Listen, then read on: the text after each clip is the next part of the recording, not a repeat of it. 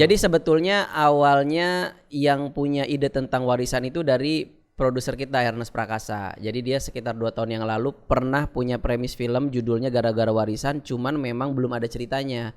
Jadi baru judul sama kepikiran premis dasar aja bahwa akan ada keluarga, anaknya 3 terus saling rebutan warisan. Sampai situ aja belum sempat dikembangin. Karena dia harus ngerjain hal yang lain, proyek yang lain, sehingga proyek Gara-gara Warisan ini sempat terpinggirkan dulu lah, diendapkan. Nah terus pas tahun 2019 itu kita ketemu di lokasi syuting Imperfect. Terus Ernest ngobrolin ke aku kalau misalnya gue punya premis gini.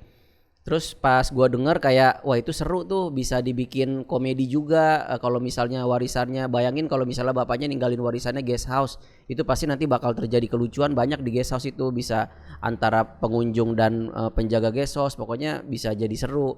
Setelah ngobrol-ngobrol gitu ternyata Ernest malah mikirnya kayaknya mendingan lu aja deh yang lanjutin project ini. Jadi akhirnya aku yang nulis, mulai bikin sinopsis, karakter, skenario, sampai akhirnya dari Star Vision juga memutuskan ya udah Aco aja yang direct sekalian gitu.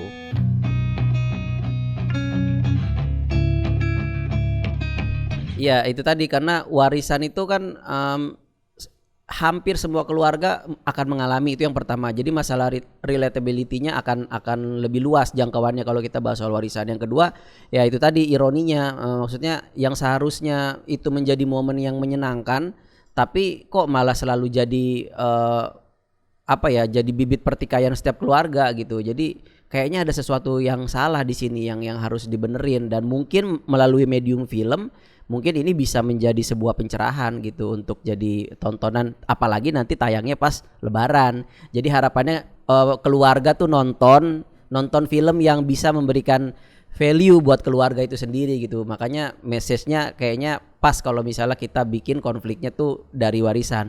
Cuman meskipun tentang warisan, filmnya nggak akan selalu tentang warisan sih. Lebih ke dinamika keluarga sebetulnya. Karena di sini ada karakter-karakternya. Dari 3 bersaudara ini kan ada abang yang selalu mengalah, anak tengah yang cenderung terabaikan, sama anak terakhir yang terkesan sering dimanja padahal seharusnya orang tua nggak melakukan itu. Terus ada lagi juga karakter Ibu Sambung yang diperankan Mbak Ira Wibowo. Jadi memang dinamika keluarganya di sini dipotretnya memang cukup kompleks, dan warisan ini hanyalah sebuah pemantiknya sebetulnya, sehingga konfliknya menjadi timbul gitu.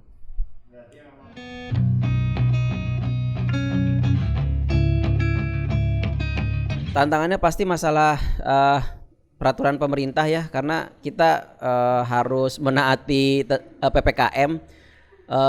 Kadang-kadang selalu ada pembatasan, yang biasa kita kalau syuting bisa syuting di mana aja, sekarang kadang-kadang kita mau syuting di jalanan, oh nggak bisa Pak, ini ditutup. Oke, cari lagi jalanan lain. Akhirnya kita yang harus muter otak gimana caranya secara penulisan bisa nggak terlalu makan banyak lokasi gitu. Akhirnya kita kepikiran lah, ya udah kita bikin aja bapaknya ini punya guest house aja deh. Jadi kita syuting di guest house, kru nginep di guest house. Jadi kita nggak terlalu banyak makan tempat-tempat yang lain gitu. Kalaupun ada rumah, kita cari yang memang sekitar situ, tinggal main dari sisi artistik aja supaya kesannya ini berbeda-beda tempat gitu. Sama tantangannya yaitu kita selalu takut kalau tiba-tiba nanti ada satu kru atau pemain yang positif, mau nggak mau kan break semuanya gitu. Makanya saat syuting, Ernest selaku produser dia on location setiap hari untuk memantau itu semua, memastikan semuanya berjalan dengan prokes yang ketat.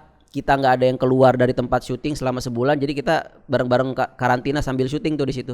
Jadi kalau di Jakarta ada Wisma Atlet, kita Wisma Aktor lah di situ. Iya, begitulah kira-kira strategi kita mengakali PPKM waktu itu.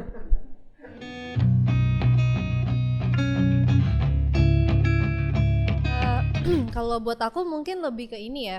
Pertama ceritanya karakter aku tuh di sini pacarannya sudah lama sekali dengan Diki yang diperankan oleh Ge Pamungkas, dan kita kebetulan memang tinggal bareng juga gitu. Jadi sudah ada gimana? Iya, jadi gue numpang di rumahnya Ge sama Kiku ngekos. Jadi tantangannya adalah pasti dengan kondisi yang seperti itu sudah ada kedekatan yang secara intimasi cukup tinggi, sementara aku sama G itu baru kenal dan ketemu di project ini gitu. Jadi itu juga buat aku sesuatu yang akhirnya kita banyak ngobrol bareng sama Bang Aco juga. Kita cari backstory-nya mereka kayak gimana, kita banyak ngobrol apa yang nyaman, apa yang tidak nyaman gitu. Sama salah satu challenge-nya lagi adalah ada sebuah scene di mana aku sama G, jadi kita perform di sebuah cafe dan aku pikir kita nyanyi akan direkam lagi tapi ternyata tidak. Jadi scene itu direkam secara live. Thank you. Terima kasih. Gimana kalau Mas Oka nih? Saya Oka Antara, saya berperan sebagai Adam. Itu tadi. Kalau challenge buat saya sih sebenarnya saya kan biasa main film drama ya. Palingan ada beberapa adegan yang dituntut dari segi skenario dan pengadeganan itu memang harus ada unsur lucunya gitu ya. Unsur lucunya itu yang kikuk, yang awkward moment gitu sama dengan keluarga keluarga kan Adam di sini ceritanya udah punya keluarga. Terus ada juga yang sama kakaknya dia, sama adik-adiknya dia gitu. Terus habis itu meskipun ini film menuntut comedy situation, tapi ada di beberapa part yang cukup penting, banyak juga itu adegannya sangat emosional gitu ya, yang menguras tenaga lah gitu. Jadi ketika pas ngeliat hasilnya, wow ini ternyata pencapaian kita seru juga ya, bisa ada dimainin di 2 grafik itu, menurut saya sangat menarik. Itu challenge buat pemeran film drama buat saya. Saya di sini memerankan Yayu Unru. Baru ya. Jadi emang layernya banyak saya di sini. Enggak. Jadi mungkin kalau di sini saya memerankan itu hanya satu scene sama Bang Aco. Jadi masing-masing kami jadi pengunjung di guest house. Tapi kalau untuk di belakang layarnya saya sebagai comedy consultant. Tantangannya adalah bagaimana caranya membuat aktor-aktor yang udah memiliki nama besar ini mau mendengarkan kata cecunguk seperti saya. Mungkin itu sih, karena kan maksudnya mereka udah legend-legend yang kita aduh ini gimana ya cara komunikasinya gitu. Akhirnya untungnya kami bisa bersinergi dengan baik dan hasilnya juga jadi baik gitu kurang lebih.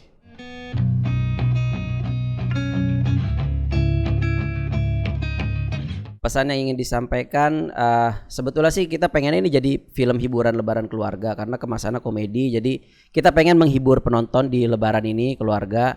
Cuman harapannya memang gak cuman ketawa-tawa aja. Paling gak setelah keluar dari bioskop tuh di perjalanan pulang mereka bisa sama-sama merenung gitu sebuah pertanyaan besar, kira-kira ketika tiba waktunya warisan dibagi tuh sejauh mana sih keluarga akan bertahan untuk tetap saling mencintai gitu. Ini udah saya siapin jawabannya dari 2 tahun lalu sebetulnya. Cuman nggak tayang-tayang gitu. Ini baru keluar sekarang. Satu lagi dari kenapa kita harus nonton film ini? Karena bagus, Mas. Iya, karena bagus gitu. Dan ini satu-satunya film drama komedi yang tayang di lebaran ini. Yang lainnya kan ada horor, ada Doctor Strange, tapi Doctor Strange tidak membahas warisan kebetulan. Jadi yang warisan ini doang gitu. Jadi kalau pengen ketawa-tawa bareng keluarga dan juga bisa haru secara bersamaan, ya gara-gara warisan adalah pilihan yang tepat dan satu-satunya. Gitu. Jadi mudah-mudahan bisa jadi alternatif hiburan di lebaran ini. Halo, kita semua dari film Gara-Gara Warisan. Jangan lupa intip Squad by Hipwi. Intip.